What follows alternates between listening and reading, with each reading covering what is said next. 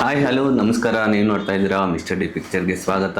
Capital city ಅಂತ ಒಂದು ಒಳ್ಳೆ ಸಿನಿಮಾ ಬಂದಿದೆ. ಅದರ ಹೀರೋ ಮತ್ತು ರಾಜೀವ್ ಸರ್ ಹಾಗೆ ಡೈರೆಕ್ಟರ್ ಅನಂತರಾಜ್ ಸರ್ ಇದ್ದಾರೆ. ಸೊ ಮಾತಾಡ್ಸೋಣ, ಇಂಟ್ರೆಸ್ಟಿಂಗ್ ಪಾಯಿಂಟ್ ಒಂದಷ್ಟು ಕೇಳೋಣ, ಏನಂತಾರೆ ಅಂತ ಕೇಳೋಣ. ಹಾಯ್ ಸರ್, ಹೇಗಿದ್ದೀರಾ? ಹಾಯ್ ಸರ್, ಹೇಗಿದ್ದೀರಾ? ಚೆನ್ನಾಗಿದ್ದೀರಾ? ತುಂಬ ಚೆನ್ನಾಗಿದ್ದೀವಿ. ಮಿಸ್ಟರ್ ಡಿ ಪಿಕ್ಚರ್ಸ್ ಚಾನಲ್ನ ಎಲ್ಲ ವೀಕ್ಷಕರಿಗೆ ನನ್ನ ನಮಸ್ಕಾರಗಳು. ಈ ಮೂಲಕ ನಾವು ಈ ಇನ್ಫಿನಿಟಿ ಕ್ರಿಯೇಷನ್ಸ್ ಅನ್ನೋ ಒಂದು ಸಂಸ್ಥೆಯನ್ನು ಕಟ್ಟಿಕೊಂಡು ಒಂದು ಕ್ಯಾಪಿಟಲ್ ಸಿಟಿ ಅನ್ನೋ ಒಂದು ಚಿತ್ರವನ್ನು ನಮ್ಮ ರಾಜು ಸರ್ ಅವರು ಮತ್ತು ಅವರ ಸ್ನೇಹಿತರೆಲ್ಲ ಸೇರಿ ನಿರ್ಮಾಣ ಮಾಡಿದ್ದಾರೆ. ಆ ಚಿತ್ರವನ್ನು ನಾನು ನಿರ್ದೇಶನ ಮಾಡಿದ್ದೀನಿ. ಇದು ನನ್ನ 11ನೇ ಸಿನಿಮಾ. ಸೊ ಹಾಗಾಗಿ ಈ ಸಿನಿಮಾ ಜುಲೈ 4 ಬಿಡುಗಡೆ ಆಗ್ತಾಯಿದೆ. ನೀವೆಲ್ಲ ನೋಡಬೇಕು. ನೋಡಿ ಈ ಚಿತ್ರದಲ್ಲಿರೋದು ಏನೇ ಕುಂದುಕೊರತೆಗಳನ್ನು ನಮ್ಮ ಜೊತೆ ನೀವು ಹಂಚ್ಕೊಳ್ಬಹುದು. ನಿಮ್ಗೆ ಯಾವುದೇ ಆ ಥರ ಕುಂದುಕೊರತೆ ಕಾಣದೇ ಇರೋ ಹಾಗೆ ಈ ಚಿತ್ರವನ್ನು ನಾನು ನಿರ್ದೇಶನ ಮಾಡಿದ್ದೇನೆ. ನಿಮಗೆ ಖಂಡಿತ ಈ ಸಿನಿಮಾ ಇಷ್ಟ ಆಗುತ್ತೆ. ನೀವು ನೋಡಿ ನಿಮ್ಮ ಅಭಿಪ್ರಾಯನ ನಮ್ಗೆ ತಿಳಿಸ್ಬೇಕು. ಸರ್, ನಾನು ಟ್ರೈಲರ್ ನೋಡಿದೆ ಮತ್ತು ಇವಾಗ ಡೈರೆಕ್ಟಾಗಿ ಎದುರು ನೋಡ್ತೀನಿ. ಬಟ್ ಸ್ಕ್ರೀನಲ್ಲಿ ನೋಡೋ ಲುಕ್ಕೇ ಬೇರೆ, ನಿಮ್ಮದು ಸ್ಟ್ರೈಟಾಗಿ ನೋಡ್ತಾ ಇರೋ ಲುಕ್ಕೇ ಬೇರೆ ಇದೆ. ಯಾಕೆ ಸರ್, ಏನು ಡಿಫ್ರೆನ್ಸ್ ಕಾಣ್ತಾ? ಅಂದರೆ ಸ್ವಲ್ಪ ಚೇಂಜಸ್ ಇದೆ ಸಿನಿಮಾಗೂ. ನಿಮ್ಮ ಸಡನ್ನಾಗಿ ಹೀರೋ ಕ್ಯಾರೆಕ್ಟರ್ ಮಾಡಿದ್ದೀರಾ, ಅಲ್ಲಿ 3 ಶೇಡಲ್ಲಿ ಇತ್ತು. ಅದಕ್ಕೆ ಇಲ್ಲಿ 1 ಶೇಡಲ್ಲಿ ನೋಡ್ತಾ ಇದ್ದೀನಿ. ಹೌದೌದು. ಸೊ ಅದಕ್ಕೆ ನನಗೆ ಬೇರೆ ಥರ ಕಾಣಿಸ್ತು. ಅದಕ್ಕೋಸ್ಕರ ಸಿನಿಮಾದಲ್ಲಿ ರಿಯಲ್ ಗೆಟಪ್ ಒಂದು ಇದೆ ಅದರಲ್ಲಿ, ಕಂಟಿನ್ಯೂಟಿ ಆಗಿ ಬಿಗಿನಿಂಗಿಂದ ಎಂಡಿಂಗ್ವರೆಗೂ. ಸೊ ಈ 3 ಶೇಡಲ್ಲಿ ಕಾಣಿಸ್ಕೊತಾ ಇದ್ದೀರಾ. ಇದು ಫಸ್ಟ್ ಸಿನಿಮಾನ ಸರ್ ನಿಮ್ಮದು? ಇಲ್ಲ, ಇದಕ್ಕೆ ಮುಂದೆ ಜಿಂದಗಿ ಅಂತ ಒಂದು ನಾಯಕ ನಟಾಗಿ ಮಾಡಿದ್ದೀನಿ. ಅದಾದಮೇಲೆ ಸ್ವಲ್ಪ ಟೈಮ್ ತೊಗೊಂಡು ಒಳ್ಳೆ ಕತೆ, ಒಳ್ಳೆ ನಿರ್ದೇಶಕ ಸಿಗಬೇಕಂತೇಳಿ ವೆಯ್ಟ್ ಮಾಡಿ ಈ ಕತೆ ಆರಿಸ್ಕೊಂಡು ಆನಂದ್ ಸರ್ ಜೊತೆ ಈ ಸಿನಿಮಾದಲ್ಲಿ ನಾಯಕ ನಟಾಗಿ ಮಾಡಿದ್ದೇನೆ. 3 ಶೇಡಲ್ಲಿ ಮಾಡಿದ್ದೀರಾ ಸಿನಿಮಾ. ಹೇಗೆ ಅನಿಸುತ್ತೆ ಸರ್ ಪ್ರತಿ ಗೆಟಪಲ್ಲಿ ಚೇಂಜಸ್ ಇದ್ದಾಗ? ಒಂದು ಕಲಾವಿದನಿಗೆ ಸ್ವಲ್ಪ ಡಿಫ್ರೆಂಟ್ ಆಗಿದ್ದರೆ ಸ್ವಲ್ಪ ಚಾಲೆಂಜಿಂಗ್ ಇರುತ್ತೆ ಮಾಡೋದಕ್ಕೆ. ಒಂದೇ ಥರ ಮಾಡೋದಕ್ಕಿಂತ ವೆರೈಟಿ ಆಗಿದ್ದರೆ ಸ್ವಲ್ಪ ನಾವು ಇಂಟ್ರೆಸ್ಟ್ ಬರುತ್ತೆ ನಮಗೆ. ಈ ಕ್ಯಾರೆಕ್ಟ್ರಿಗೆ ಹಿಂಗೆ ಆ್ಯಕ್ಟ್ ಮಾಡಬೇಕು, ಆ ಕ್ಯಾರೆಕ್ಟ್ರಿಗೆ ಹಂಗೆ ಆ್ಯಕ್ಟ್ ಮಾಡಬೇಕು, ಅದರಲ್ಲಿ ಹಂಗೆ ಮಾಡಿದ್ದೆ, ಇದರಲ್ಲಿ ಸ್ವಲ್ಪ ಡಿಫ್ರೆಂಟಾಗಿ ಮಾಡಬೇಕು ಅಂತೇಳಿ ಆ ಸ್ಟೈಲು, ಆ ಲುಕ್ಸು, ನಿಮ್ಮ ಇಂಡಿಯನ್ ತಾತ ಗೆಟಪ್ ತುಂಬ ಸ್ಟೈಲಿಶ್ ಆಗಿ ಆ ಲುಕ್ಕೆಲ್ಲ ಕೊಟ್ಟು ಆ ಟೈವಲ್ ತಿರುಗಿಸೋದು, ಹೇರ್ ಸ್ಟೈಲಿಂಗ್ ಮಾಡೋದು, ಅದೆಲ್ಲ ತುಂಬ ವೆರೈಟಿ ಆಗಿದೆ, ಹೊಸದಾಗಿದೆ. ಅದು ಈ ನಡುವೆ ಬಂದಿರೋ ಸಿನಿಮಾಗಳಲ್ಲಿ ಎಲ್ಲೂ ಸ್ಟೈಲ್ ಬಂದಿಲ್ಲ ಸರ್. ಬ್ಯಾಕ್ ಟು ಬ್ಯಾಕ್ ಅಂದರೆ ನೀವು ಇಷ್ಟು ಸಿನಿಮಾ ಮಾಡಿದ್ದೀರಾ, 11 ಸಿನಿಮಾ ಅಂತ ಹೇಳಿದ್ರಿ. ಬಟ್ ಈ ಸಿನಿಮಾದಲ್ಲಿ ಏನು ಹೊಸತನ ತಂದ್ರಿ ಸರ್? ಒಂದು ಎಂಟರ್ಟೈನ್ಮೆಂಟ್ ಮೀಡಿಯಾ ಸಿನಿಮಾ ಅಂದ್ರೇ ಎಂಟರ್ಟೈನ್ಮೆಂಟ್ ಮೀಡಿಯಾ. ಇದರಲ್ಲಿ ನಾವು ತುಂಬ ಡೀಪಾಗಿ ಏನಾದ್ರು ಒಂದು ಮೆಸೇಜನ್ನು ಹೇಳ್ತೀವಿ ಅಂತ ಹೋದರೆ ಅದು ಕಲಾತ್ಮಕ ಚಿತ್ರ ಅಂತ ಆಗ್ಬಿಡುತ್ತೆ. ಸೊ ಹಾಗಾಗಿ ಆ ಥರದ ಯಾವುದೇ ಒಂದು ತುಂಬ ಡೀಪಾಗಿ ಜನರನ್ನು ತಟ್ಟುವಂಥ ಯಾವುದೇ ಮೆಸೇಜನ್ನು, ಒಂದು ಮನೋರಂಜನಾತ್ಮಕವಾದ ಚಿತ್ರ ಇದು. ನಿಮಗೆ ಒಂದು 2 ಗಂಟೆ 20 ನಿಮಿಷ ನೀವೇನು ಥಿಯೇಟರ್ ಬಂದು ಕೂತ್ಕೊಂಡು ಸಿನಿಮಾ ನೋಡ್ತಿರುವಾಗ ನಿಮಗೆ ಒಂದು ಖುಷಿ ಕೊಡುತ್ತೆ. ಎಲ್ಲ ಥರದ ಸಬ್ಜೆಕ್ಟ್ ಇದರಲ್ಲಿದೆ. ಒಂದು ತಾಯಿ, ಒಂದು ಸೆಂಟಿಮೆಂಟ್ ಇದೆ, ಅಣ್ಣ ಮತ್ತು ಏನು ಹೇಳ್ತೀವಿ ನಾವು ಅದಕ್ಕೆ, ಅಕ್ಕ ತಮ್ಮ ಸೆಂಟಿಮೆಂಟ್ ಇದೆ, ತಂದೆ ಮಗಳ ಸೆಂಟಿಮೆಂಟ್ ಇದೆ, ಕಾಮಿಡಿ ಇದೆ, ಮಾಸ್ ಎಲಿಮೆಂಟ್ಸ್ ಇದೆ. ಸೊ ಒಂದು ಒಳ್ಳೆ ಬ್ಯೂಟಿಫುಲ್ ಲವ್ ಸ್ಟೋರಿನೂ ಇದೆ. ಎಲ್ಲವೂ ಈ ಕಥೆಯಲ್ಲಿ ಇದೆ. ಹಾಗಾಗಿ ಈ ಸಿನಿಮಾಗೆ ಬಂದು ನೋಡ್ರೆ ಎಲ್ಲೂ ಬೋರ್ ಅನಿಸೋದಿಲ್ಲ. ನಾವು ಏನು ಎಂಟರ್ಟೈನ್ಮೆಂಟ್ ಮೀಡಿಯಾ ಇದು ಸಿನಿಮಾ ಅಂತ ಅಂದ್ರಿಂದ ನಾವು ಸಿನಿಮಾ ಥಿಯೇಟ್ರಿಗೆ ಬಂದು ನೋಡೋದಕ್ಕೋಸ್ಕರ ಏನು 2 ಗಂಟೆಗಳ ಕಾಲ ನಮ್ಮ ಹೊರಗಿನ ಪ್ರಪಂಚದ ಕುಂದುಕೊರತೆಗಳು ಏನೇನೋ ತಲೆ ಬಿಸಿ ಇರುತ್ತೆ, ಅದನ್ನೆಲ್ಲ ಮರೆತು ನಾವು ಥಿಯೇಟ್ರ್ ಒಳಗೆ ಬಂದಾಗ ಕೂತು ನೆಮ್ಮದಿಯಿಂದ 2 ಗಂಟೆಗಳ ಕಾಲ ಸಿನಿಮಾ ನೋಡಿದ್ರೆ ಅವ್ರಿಗೆ ಮನಸ್ಸಿಗೆ ತೃಪ್ತಿ ಕೊಡುತ್ತೆ. ಆ ಎಲ್ಲ ಎಲಿಮೆಂಟ್ಸು ನಮ್ಮ ಕ್ಯಾಪಿಟಲ್ ಸಿಟಿನಲ್ಲಿದೆ. ಈಗ ಸರ್, ರಾಜೀವ್ ಸರ್ ಅವರು 3 ಶೇಡಲ್ಲಿ ಮಾಡಿದ್ದಾರೆ ಸಿನಿಮಾದಲ್ಲಿ. ನಾನು ಟ್ರೈಲರ್ ನೋಡ್ದಂಗೆ ಇನ್ನೂ ಏನೋ ಎಕ್ಸ್ಟ್ರಾ ಏನಾದರೂ ಕಲೆ ಏನಾದರೂ ಇಟ್ಟಿದ್ದೀರಾ ಅವ್ರದ್ದು? ಅವರಲ್ಲಿರೋ ಎಲ್ಲ ಟ್ಯಾಲೆಂಟನ್ನು ಈ ಚಿತ್ರದಲ್ಲಿ ಹೊರಗಡೆ ತೆಗೆಯೋದಕ್ಕೆ ಪ್ರಯತ್ನ ಪಟ್ಟಿದ್ದೇನೆ ನಾನು. ಆಲ್ಮೋಸ್ಟ್ ಒಟ್ಟು 5 ಶೇಡ್ ಬರುತ್ತೆ ಈ ಕಥೆಯಲ್ಲಿ. 3 ಏನೋ ತೋರಿಸಿದ್ದೀರಾ? ಡಿಪೆಂಡ್ ಅಪಾನ್ ಸಿಚುವೇಶನ್ ತಕ್ಕ ಹಾಗೆ ಆ ಪಾತ್ರಗಳು ಕ್ರಿಯೇಟ್ ಆಗ್ತಾ ಇರ್ತವೆ. ಆಮೇಲೆ ಆ ಪಾತ್ರಕ್ಕೆ ಬೇಕಾದಂಥ ಸಾಲ್ವೇಷನ್ ನಾವು ಕ್ಲಿಯರ್ ಮಾಡಿಕೊಂಡು ಹಾಗೆ ಸಬ್ಜೆಕ್ಟನ್ನು ಮೂವ್ ಮಾಡ್ಕೊಂಡು ಹೋಗ್ತೀವಿ. ಒಂದು ಬಿಗಿನಿಂಗಿಂದನೂ ಒಂದು ಆ ಕ್ಯೂರಿಯಾಸಿಟಿ ಇದೆ. ಏನು ಹೀರೋ, ಏನು ಯಾಕೆ ಈ ಥರ ಎಲ್ಲ ಬರ್ತಿದ್ದಾನೆ, ಯಾಕೆ ಈ ಥರ ಎಲ್ಲ ಡಿಫ್ರೆಂಟ್ ಗೆಟಪ್ಸ್ ಕಾಣ್ತಿದ್ದಾನೆ, ಹೀರೋಯಿನ್ ಏನು, ಅವನಿಗೂ ಹೀರೋಗೂ ಏನು ಸಂಬಂಧ, ಯಾಕೆ ಅವನಿಂದ ಬಿದ್ದಿದ್ದಾಳೆ ಅವಳು. ಸೊ ರವಿಶಂಕರ್ ಅವರು ನಮ್ಮ ಚಿತ್ರದಲ್ಲಿ ಲೀಡ್ ಕ್ಯಾರೆಕ್ಟರ್ ಮಾಡಿದ್ದಾರೆ. ಅವರು ಒಂದು ಬೆಂಗಳೂರು ಭೂಗರ್ ತಾಲೂಕು ಏನಿದೆ ಈ ಕ್ಯಾಪಿಟಲ್ ಸಿಟಿ, ಆ ಸಿಟಿಗೆ ಒಂದು ಅಂಡರ್ವರ್ಲ್ಡ್ ಡಾನ್ ಅಂತ ಹೇಳಿ ಅವ್ರನ್ನ ನಾವು ಪ್ರತಿಬಿಂಬಿಸಿದ್ದೀವಿ. ಅವ್ರಿಗೂ ಹೀರೋಗೂ ಏನು ರೈವಲ್ರಿ, ಯಾಕೆ ಅವರಿಬ್ಬರ ಮಧ್ಯದಲ್ಲಿ ಒಂದು ಟಗಾಪಾರ ಇದೆ. ಅವ್ರ ಮೇಲೆ ಇನ್ನೊಬ್ಬರು ಸುಮನ್ ಅವರು ಮಾಡಿದ್ದಾರೆ. ಅವರು ಅಂಡರ್ವರ್ಲ್ಡ್ ಡಾನ್ಗೆ ಸಂಬಂಧಪಟ್ಟವ್ರೆ. ಆ ಕ್ಯಾರೆಕ್ಟರ್ ಒಂದು ಬರುತ್ತೆ. ಜೊತೆಯಲ್ಲಿ ನಮ್ಮ ಶರತ್ ಲೋಹಿತಾಶ್ ಅವರು ಒಂದು ACP ಕ್ಯಾರೆಕ್ಟರ್ ಮಾಡಿದ್ದಾರೆ. ಅದು ನಿಮ್ಮ ಕಥೆನ ನೋಡಿದ್ರೆ ಗೊತ್ತಾಗುತ್ತೆ. ಟೋಟಲ್ ಓವರಾಲು ಬೇರೆ ಥರದ ಜಾನರ್ನಲ್ಲೇ ಅವರು ನೋಡ್ತಾರೆ. ಒಂದು ಒಳ್ಳೆ ಪಾಸಿಟಿವ್ ಎನರ್ಜಿ ಇರುವಂಥ ಕ್ಯಾರೆಕ್ಟರ್ ಅದು. ನಂತರ KS ಶ್ರೀಧರ್ ಅವರು ಇದ್ದಾರೆ. ಅವರೊಂದು ಒಳ್ಳೆ ಒಂದು ಕಥೆಯ ಓಟಕ್ಕೆ ಸೂಕ್ತವಾದಂಥ ಪಾತ್ರ ಅದು. ನಿಮ್ಮ ಸೆಕೆಂಡ್ ಹಾಫ್ನಲ್ಲಿ ಹೋಗ್ತಾ ಆ ಕ್ಯಾರೆಕ್ಟರ್ ತುಂಬ ಹೈಪಾಗಿ ಸಬ್ಜೆಕ್ಟನ್ನು ಲೀಡ್ ಮಾಡುತ್ತೆ. ಆ ಥರದ ಕ್ಯಾರೆಕ್ಟ್ರು. ನಮ್ಮ ನಾಯಕ ನಟಿ ಪ್ರೇರಣಾ, ಆಕೆ ಈಗಾಗಲೇ ಸಾಕಷ್ಟು 5-6 ಸಿನಿಮಾ ಮಾಡಿದರು. ಸೊ ಇದು ನಮ್ಮ ಚಿತ್ರದಲ್ಲಿ ಒಂದೊಳ್ಳೆ ಬಬ್ಲಿಯಾಗಿ ಒಂದು ಒಳ್ಳೆಯ ಪಾತ್ರ. ನಮ್ಮದು ಮಾಸ್ ಎಲಿಮೆಂಟ್ ಇರುವಂಥ ಸಬ್ಜೆಕ್ಟು. ಇದರಲ್ಲಿ ಹೀರೋಯಿನ್ಗೆ ಏನು ಕ್ಯಾರೆಕ್ಟರ್ ಇರುತ್ತೆ ಅಂತ ಸುಮಾರು ಹೀರೋಯಿನ್ಗಳು ನಮ್ಮ ಕತೆ ಹೇಳ್ತೀವಿ ಅಂದಾಗ ರೆಫ್ಯೂಸ್ ಮಾಡೋದು. ಸರ್ ಮಾಸ್ ಸಬ್ಜೆಕ್ಟ್ನಲ್ಲಿ ನಮ್ಮ ಹೀರೋಯಿನ್ಗಳು ಏನು ವರ್ಕ್ ಇರಲ್ಲ ಸರ್, ಏನು ಸುಮ್ಮನೆ ಸಾಂಗ್ ಇಟ್ಬಿಟ್ಟಿರ್ತಾರೆ, ಹಾಗೆ ಇದೆಲ್ಲ ಮಾತು ಬಂತು. ಇಲ್ಲಮ್ಮ, ನಿಮ್ಮ ಮೊದಲು ಕತೆ ಕೇಳಿ ಅಂತ ಹೇಳಿದಾಗ ಸ್ವಲ್ಪ ಜನ ರೆಫ್ಯೂಸ್ ಮಾಡಿದ್ರು. ಈ ಹುಡುಗಿ ಕತೆ ಕೇಳಿ ತುಂಬ ಇಂಪ್ರೆಸ್ ಆಗಿ ನಾನು ಮಾಡ್ತೀನಿ ಸರ್ ಈ ಪಾತ್ರನ ಅಂತೇಳಿ ಒಪ್ಕೊಂಡು ಆ ಪಾತ್ರಕ್ಕೆ ತುಂಬ ಸೂಕ್ತವಾದ ನ್ಯಾಯ ಸಲ್ಲಿಸಿದ್ದಾಳೆ. ತುಂಬ ಅದ್ಭುತವಾಗಿ ಆ್ಯಕ್ಟ್ ಮಾಡಿದ್ದಾಳೆ. ಅವಳಿಗೆ ಒಳ್ಳೆ ಫ್ಯೂಚರ್ ಇದೆ. ಸರ್ ಹೇಳಿದ್ರು 5 ಗೆಟಪ್ ಅಂತ, 3 ಗೆಟಪ್ ಮಾತ್ರ ರಿವೀಲ್ ಮಾಡಿದ್ರೆ, ಇನ್ನು 2 ಯಾವುದಾದ್ರು ಸಿನಿಮಾ ನೋಡಿದಾಗೆ ಗೊತ್ತಾಗ್ಲಿ ಸರ್. ಅದು ಮೊದಲೇ ಹೇಳಿದ್ರೆ ಇನ್ನೂ ಕ್ಯೂರಿಯಾಸಿಟಿ ಹೋಗ್ಬಿಡುತ್ತದೆ ಸರ್. ಅಂದರೆ ಈಗ ಭಾಳಷ್ಟು ಸಿನಿಮಾಗಳು ರಿಲೀಸ್ ಆಗ್ತಾನೆ ಇರ್ತದೆ. ಅದರಲ್ಲಿ ಇದು ಕ್ಯಾಪಿಟಲ್ ಸಿಟಿ ಅಂದರೆ ಏನು ಸರ್? ಅದು ಅಂದರೆ ರಕ್ತನೂ ಇದೆ ಇಲ್ಲಿ, ಸಿಟಿ ಬೇರೆ, ರಕ್ತ ಸಂಬಂಧದ ಏನಾದರೂ ಸಿಟಿ ಬೇಸ್ಡ್, ಬ್ಯಾಂಗ್ಳೂರ್ ಬೇಸ್ಡ್ ಕತೆ. ಒಂದು ಬೆಂಗಳೂರಲ್ಲಿ ಒಂದು ಅಂಡರ್ ವರ್ಲ್ಡ್ ಡಾನ್ ಹೆಂಗಿರ್ತಾರೆ, ಅವ್ರ ಕೈಗೆ ಸಿಕ್ಕಾಕೊಂಡ್ರೆ ಬೇರೆ ಕಾಮನ್ ಜನರದ ಲೈಫ್ ಹೆಂಗಿರುತ್ತೆ, ಹೆಂಗೆ ತಪ್ಪಿಸ್ಕೊಂಡು ಹೊರಗಡೆ ಬರ್ತಾರೆ, ಅದು ಕ್ಯಾಪಿಟಲ್ ಸಿಟಿ ಅಂದರೆ ನಮ್ಮ ಬೆಂಗಳೂರಿಗೆ ಸಂಬಂಧಪಟ್ಟಂಥ ಕತೆ ಆಗಿರೋದ್ರಿಂದ ಟೈಟಲ್ ಕ್ಯಾಪಿಟಲ್ ಸಿಟಿ ಅಂತ. ಇನ್ನೊಂದಷ್ಟು ಅಂದರೆ ಇವಾಗಿನ ಅಂದರೆ ಮಿಡಲ್ ಕ್ಲಾಸ್ ಬರಬೇಕಾದ್ರೆ ಒಂದು ಬಡ್ಡಿ ಅದೆಲ್ಲ ಏನೋ ಹೇಳ್ತೀರಾ ಡೈಲಾಗ್ ಅದ್ರ ಬಗ್ಗೆ ಹೇಳಿ. ಅಂದರೆ ಒಂದು ಡಾನ್ದು 106 ವೆರೈಟೀಸ್ ಬಿಸ್ನೆಸ್ ಇರುತ್ತೆ, ಅದರಲ್ಲಿ ಅದು ಒಂದಿರುತ್ತೆ. ಅದು ಡೈಲಾಗ್ ಡೆಲಿವರಿ ಚೆನ್ನಾಗಿತ್ತು ಕೂಡ. ಏನೋ ಹೇಳ್ತೀರಾ ಬಡ್ಡಿ, ಅದು ನಂಗೆ ಅಷ್ಟು ಗೊತ್ತಿಲ್ಲ. ಸೊ ಆ ಥರ ಡೈಲಾಗ್ಸ್ ಎಲ್ಲ ತುಂಬ ಬರೆದಿರೋದು. ಹೌದು, ಮೋಸ್ಟ್ಲಿ ಅದು ಶರತ್ ಲೋಹಿತ್ ಅಶ್ವಥ್ ಅನ್ಸುತ್ತೆ ಆ ಡೈಲಾಗ್. ಬಡ್ಡಿ ಮೀಟರ್ ಬನ್ನಿ ಮಾಡೋರ ಮೀಟರ್ ಆಫ್ ಆಗುತ್ತೆ ಬಿಡಿ ಇನ್ನು ಮುಂದೆ ಆದರು ಅಂತೇಳಿ. ಹೌದು, ಪೊಲೀಸರು ಹೇಳೋ ಡೈಲಾಗ್. ಸೊ ಈ ಥರ ಡೈಲಾಗ್ಸ್ ಇನ್ನೂ ಏನಾದರೂ ಬರೆದಿದ್ರು ಇದೆಯಾ ಸರ್? ಸಿನಿಮಾ ಪೂರ್ತಿ ನಿಮಗೆ ರವಿಶಂಕರ್ ಅವರು ಮತ್ತು ನಮ್ಮ ಹೀರೋ ರಾಜೀವ್ ಅವರು ಮೀಟ್ ಆದರೆ ನಿಮಗೆ ಅಲ್ಲಿ ಒಳ್ಳೆ ಪವರ್ಫುಲ್ ಡೈಲಾಗ್ಸ್ ಎಲ್ಲ ಡೈಲಾಗ್ಸ್ ಇದೆ. ಮತ್ತು ನಮ್ಮ ಸುಮನ್ ಅವರು ರವಿಶಂಕರ್ ಅವರು ಫೇಸ್ ಟು ಫೇಸ್ ಎದುರಾದಾಗ ಅಲ್ಲೂ ಒಂದಷ್ಟು ಒಳ್ಳೆ ಪಂಚಿಂಗ್ ಡೈಲಾಗ್ಸ್ಗಳೆಲ್ಲ ಇದೆ. ಸಿನಿಮಾದ ಓಟಕ್ಕೆ ಏನು ಬೇಕೋ ಅದೆಲ್ಲವನ್ನು ಕೂಡ ನಾವು ಈ ಚಿತ್ರದಲ್ಲಿ ಕೊಟ್ಟಿದ್ದೇವೆ. ನನಗೆ ರಾಜೀವ್ ಸರ್ ಮಾತ್ರ ಇದರಲ್ಲಿ ಹೊಸಬ್ರು ಅನ್ನೋದೊಂದು ಫೀಲ್ ಬಂತು. ಬಟ್ ಸ್ಟಾರ್ ಕಾಸ್ಟ್ ನೋಡಿದ್ರೆ ರವಿಶಂಕರ್ ಇಂದ ಸುಮಂತ್ ಅವರು ಅಂದರೆ ಅಂದರೆ ದೊಡ್ಡ ಬಜೆಟ್ಗೆ ಯಾವ ಥರ ಇರಬೇಕು ಸ್ಟಾರ್ ಕಾಸ್ಟ್ ಆ ಥರ ಇತ್ತು. ಖಂಡಿತ ಇದೊಂದು ದೊಡ್ಡ ಬಜೆಟ್ ಸಿನಿಮಾನೇ. ಅಂದರೆ ಒಂದು ಹಂತಕ್ಕೆ ನಾವು ಒಳ್ಳೆ ಕತೆ ಏನು ಕೇಳುತ್ತೆ, ನಮ್ಮ ಮೇಕಿಂಗ್ ಏನು ಬೇಕು ಎಲ್ಲವನ್ನೂ ಕೂಡ ನಮ್ಮ ನಿರ್ಮಾಪಕರು ಸೂಕ್ತವಾಗಿ ಒದಗಿಸ್ಕೊಟ್ಟಿದ್ದಾರೆ. ಹಾಗಾಗಿ ಚಿತ್ರ ಒಂದು ಹೈ ಲೆವೆಲಲ್ಲೇ ನೀಟಾಗಿ ಮೂಡಿ ಬಂದಿದೆ. ಬಡ್ಜೆಟ್ಗೆ ಸಂಬಂಧ ಇಲ್ಲ ಸರ್, ಏನು ಬೇಕೋ ಅದು ಕಂಪ್ಲೀಟಾಗಿ ಒದಗಿಸಿದ್ದೀವಿ. ಅದೇ ಸ್ಟಾರ್ ಕಾಸ್ಟ್ ನೋಡಿದ ತಕ್ಷಣ ನಾನೇ ಶಾಕ್ ಆದೆ. ಹೊಸೊಬ್ಬರ ಸಿನಿಮಾದಲ್ಲಿ ರವಿಶಂಕರ್ ಸರ್ ಮಾಡೋದು ಎಲ್ಲರ ಸಿನಿಮಾಗೂ ಮಾಡಲ್ಲ ಅವ್ರು. ಆ್ಯಕ್ಚುಲಿ ಕತೆ ಚೆನ್ನಾಗಿದೆ ಸರ್, ಕತೆ ಹೇಳಿದ ಮೇಲೆ ಅವ್ರಿಗೂ ಇಷ್ಟ ಆಯಿತು ಮಾಡ್ಬೇಕಂತ. ಇಲ್ಲ, ನಾವು ನಮ್ಮ ಮತ್ತು ರವಿಶಂಕರ್ ಅವರ ಸ್ನೇಹ ತುಂಬ ಹಳೆಯದು. ಓಕೆ.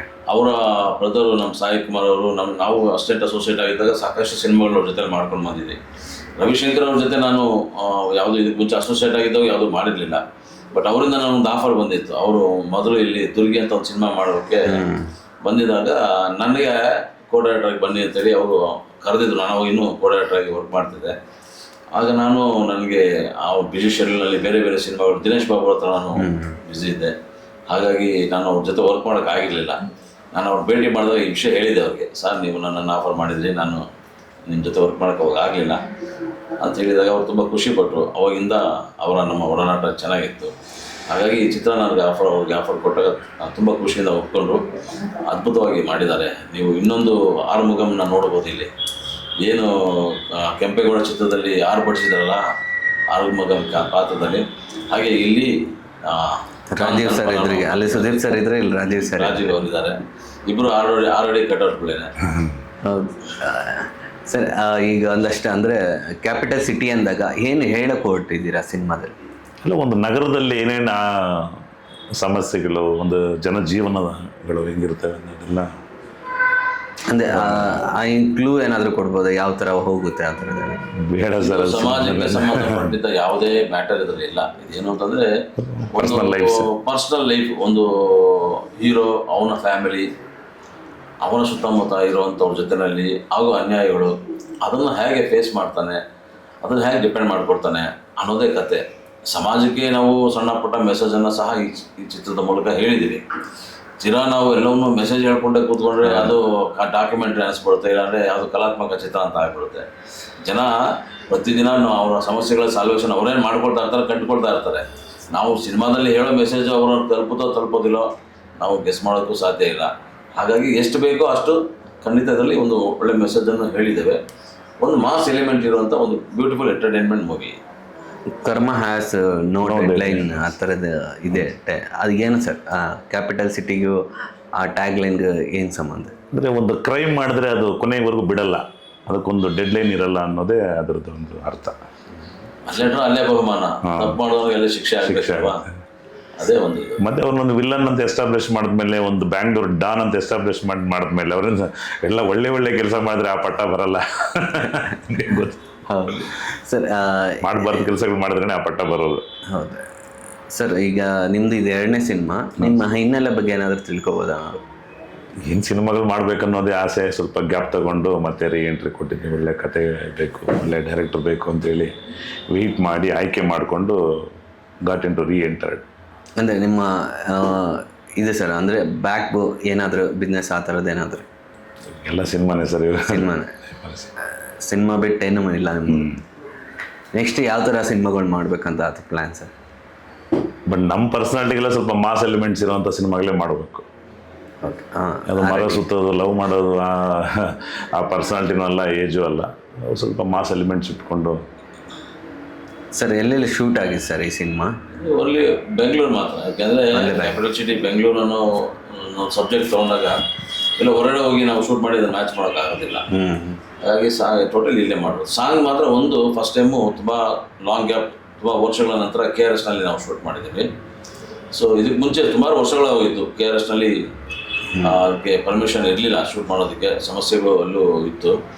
ಸೊ ಈಗ ನಾವು ಮತ್ತೆ ಪ್ರಯತ್ನ ಪಟ್ಟು ಅಲ್ಲಿ ಪರ್ಮಿಷನ್ ತೊಗೊಂಡು ಮತ್ತೆ ಒಂದು ಸಾಂಗನ್ನು KRSಲ್ಲಿ ನಾವು ಶೂಟ್ ಮಾಡಿದ್ದೀವಿ.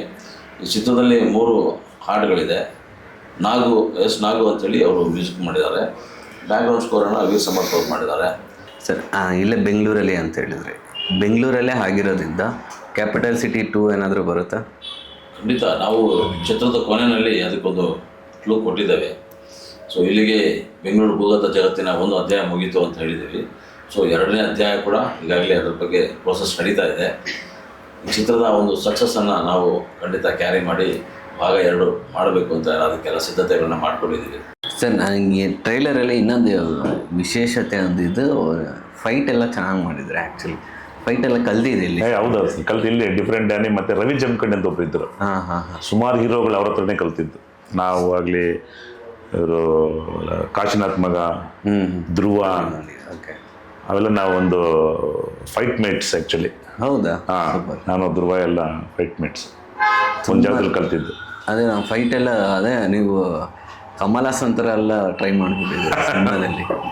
ಅದು ಆ ಬ್ರೇಕ್ ಡೌನ್ ಆ ಥರದ್ದೆಲ್ಲ ಇತ್ತು ಸರಿ ಸನ್ನಿವೇಶ? ಖಂಡಿತ. ಅಂದರೆ ಕ್ಯಾರೆಕ್ಟರ್ಗೆ ಚೇಂಜಸ್ ಆಗುತ್ತೆ ಅದು ಫೈಟ್ಸ್ ಕೂಡ? ಇಲ್ಲ, ಕಥೆಯಲ್ಲಿ ನಿಮಗೆ ಯಾಕೆ ಆ ಪಾತ್ರ ಬಂದಿದೆ ಅಂತ ನೀವು ನೋಡಿದ್ರೆ ಗೊತ್ತಾಗುತ್ತೆ.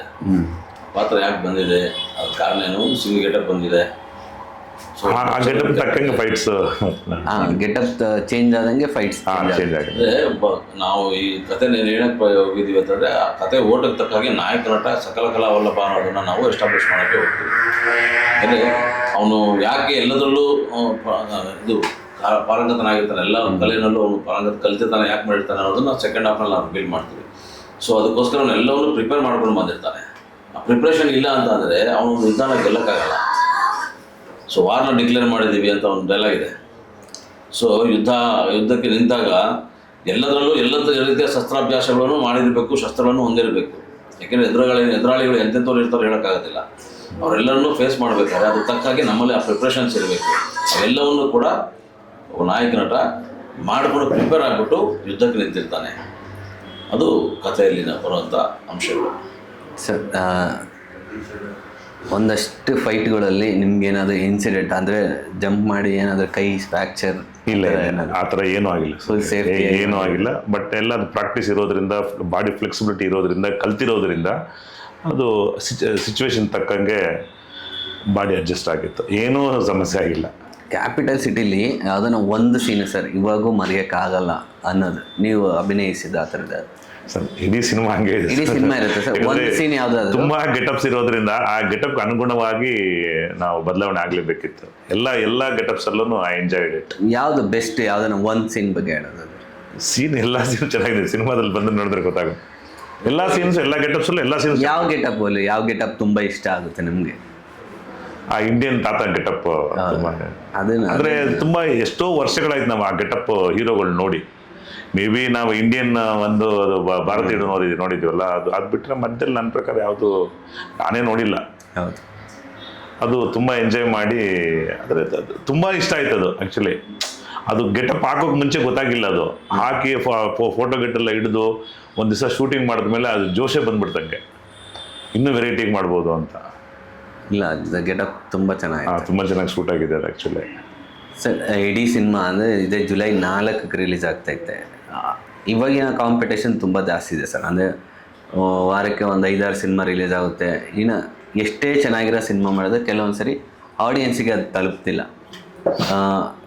ನಿಮ್ಮ ಸಿನಿಮಾ ಯಾಕೆ ನೋಡಬೇಕು ಅನಿಸುತ್ತೆ? ಈಗ ಸಿನಿಮಾಗೆ ಜನ ಯಾಕೆ ಬರ್ತಾರೆ? ಫಸ್ಟ್ ಆಫ್ ಆಲ್ ಒಂದು ಮನೋರಂಜನೆ, ತೃಪ್ತಿಯಾಗಿ ಒಂದು 2 ಅವರ್ ನಾವು ಟೈಮ್ ಸ್ಪೆಂಡ್ ಮಾಡಬೇಕು ಅಂತ ಬಂದಾಗ ಅವ್ರಿಗೆ ಅದು ಸಿಗಲಿಲ್ಲ ಅಂದರೆ ಖಂಡಿತ ಅವ್ರಿಗೆ ನಿರಾಸೆ ಆಗುತ್ತೆ. ಅವ್ರು ಬೈಕೊಂಡು ಹೋಗ್ತಾರೆ, ಏನು ಸಿನಿಮಾ ಅಪ್ಪ ಅಂತ ಹೇಳ್ಕೊಂಡು. ಅದು ತಪ್ಪಿಲ್ಲ. ಹೌದು, ಯಾವುದೇ ಕಾರಣಕ್ಕೂ ನಾವು ಆಡಿಯನ್ಸನ್ನು ನಾವು ಬ್ಲೇಮ್ ಮಾಡೋಕ್ಕೆ ಸಾಧ್ಯನೇ ಇಲ್ಲ. ನಾವು ಕೆಟ್ಟ ಸಿನಿಮಾನ ಕೊಟ್ಬಿಟ್ಟು ನೋಡಿದ್ರೆ ಇಲ್ಲಿ ನೋಡ್ತಾರೆ ಅವರು. ನಾವು ಒಳ್ಳೆ ಸಿನಿಮಾ ಮಾಡಿದ್ರೆ ಖಂಡಿತ ಜನತೆ ರಿಸೀವ್ ಮಾಡ್ತಾರೆ, ಅವರು ತೊಗೊಂಡಿದ್ದಾರೆ. ಈಗ ಮಹಾದೇವ ಅನ್ನೋ ಸಿನಿಮಾ ನೋಡಿ, ವಿನೋದ್ ಪ್ರಭಾಕರ್ ಅವ್ರ ಸಿನಿಮಾ ಚೆನ್ನಾಗಿರೋದ್ರಿಂದ ಜನ ಬರ್ತಿದ್ದಾರೆ ಥಿಯೇಟ್ರಿಗೆ. ಸೊ ಹಾಗಾಗಿ ಒಂದು ಒಳ್ಳೆ ಸಿನಿಮಾ ಕೊಟ್ಟರೆ ಯಾವತ್ತೂ ನಮ್ಮ ಜನತೆ ಕೈ ಬಿಡೋದು ಇಲ್ಲ. ಆ ನಿಟ್ಟಿನಲ್ಲಿ ನಮ್ಮದು ಸಿನಿಮಾ ಕ್ಯಾಪಿಟಲ್ ಸಿಟಿ ಒಂದು ಒಳ್ಳೆ ಸಿನಿಮಾ, ಅವರು ಖಂಡಿತ ಈ ಸಿನಿಮಾನ ಒಪ್ಕೋತಾರೆ ಅನ್ನೋ ನಂಬಿಕೆ ನಮಗಿದೆ.